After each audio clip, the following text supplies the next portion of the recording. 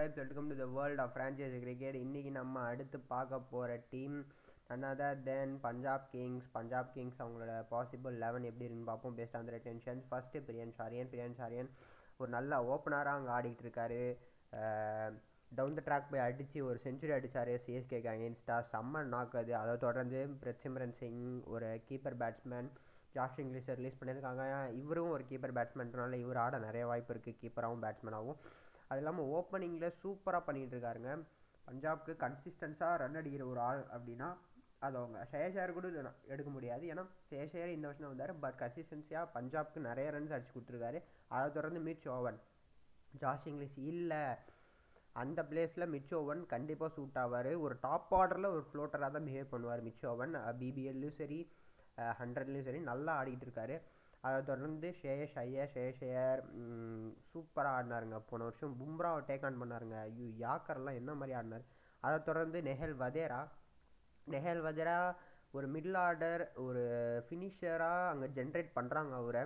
அதை தொடர்ந்து Marcus Stoinis ஒரு ஆல்ரவுண்டர் கேட்டகரி, ஒரு நல்ல பிக் பை பஞ்சாப். லக்னோ எப்படி விட்டாங்கன்னு தெரில, பட் செம்ம பிளேயருங்க. இதை தொடர்ந்து சஷாங்க் சிங்கை நீங்கள் வந்து ஒரு இம்பேக்டாகவே யூஸ் பண்ணலாம் எனக்கு தெரிஞ்சு. பட் இங்கே டாப் 7 செட்டில்டு.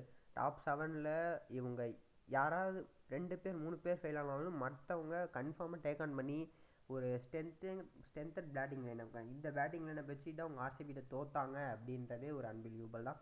பட் அன்ஃபார்ச்சுனேட்லி ஒரு நல்ல ஒரு குவைட் ரொம்ப சர்ப்ரைஸான லாஸ் தான் அது. அதை தொடர்ந்து மார்க்கோ யான்சன் செம்ம பிக்குங்க. என்னமா பர்ஃபார்ம் பண்ணிட்டு வராருங்க. இப்போ கூட சவுத் ஆஃப்ரிக்கன் சீரீஸில் சூப்பராக பண்ணிகிட்டு இருக்காரு இந்தியாவுக்கு அகேன்ஸ்டாக.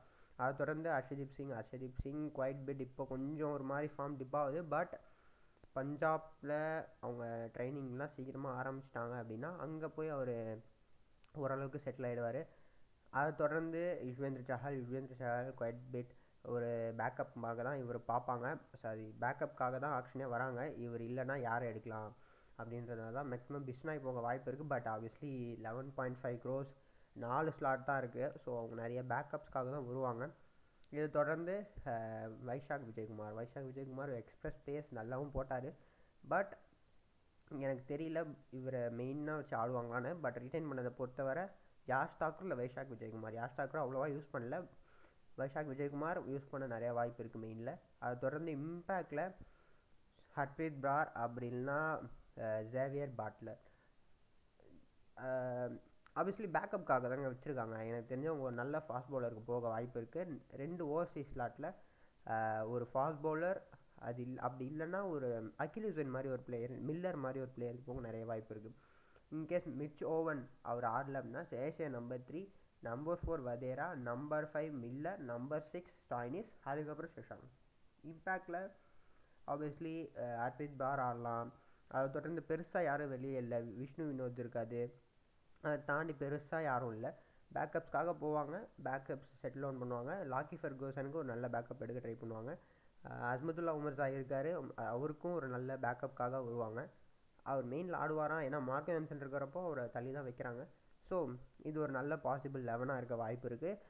இது மட்டும் இல்லாமல் ஆக்ஷனுக்கு அப்புறம் உங்களோட 11 பற்றி டிஸ்கஸ் பண்ணுவோம், உங்கள் ஆக்ஷன் ஸ்ட்ராட்டஜி பற்றி டிஸ்கஸ் பண்ணுவோம்.